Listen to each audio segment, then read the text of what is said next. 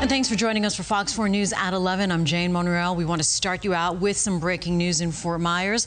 That's where police are investigating a shooting. We have seen several officers on scene after gunfire was exchanged about an hour ago. This happened on Martin Luther King near Highland Avenue. And that's where we find Fox 4's Rochelle Aline live on scene. Rochelle, can you tell us if streets are blocked at this hour and if this is an isolated incident? We're still waiting for more information on that second question, Jane. As far as we know, FMPD is asking as many people as possible to avoid this area. They haven't said that there's danger to the public, but they are asking people to stay away from this area because there's still such an active scene. I looked away just now because yet another cruiser has pulled up. That's how active this scene is. As far as roads being blocked off, I'm going to step out of the way so you can see. This happened right off the intersection of MLK and Highland Avenue. If you're trying to turn onto Highland right off of MLK, you will not be allowed to. It's blocked off for at least half a block. So that portion of the road for sure is blocked off, but everything else seems to be opened up. There are a lot of police cruisers, like I mentioned earlier, out here. Every time I try to count, I lose count. There's easily 9 out here. And as I was just speaking, a 10th one, it looks like, just pulled up. Heavy law enforcement presence. Also, you can see them in groups out here.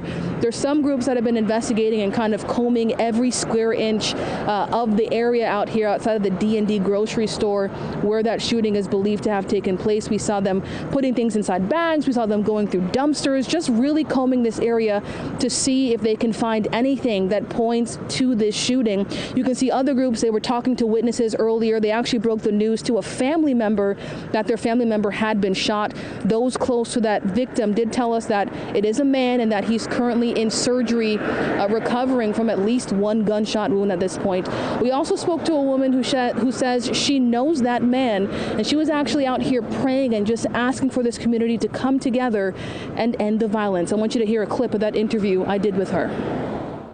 Knowing him from the streets and knowing him from coming to the house chilling, you know, I'm just tired of it. I'm tired. I'm tired. I'm frustrated. Yeah. So I'm asking God to let these boys realize this is not the way to go. But again, there's still a lot about this scene we're still trying to work out. There's a lot we don't know at this point. We're waiting for FMPD to give us some more information. Again, we don't know the name of the victim. We don't know where he's been taken for treatment, how he's doing, what condition he's in. We also don't know a lot about the shooters. Was there one? Was it multiple? How did this shooting go down? We're still waiting for that information from FMPD, but as you can see, they're currently investigating behind me, trying to get those answers for us. Of course, as soon as we have that information, we're going to bring it to you here on air and online at fox4now.com. For now, in Fort Myers, Rochelle Aline, Fox 4, in your corner.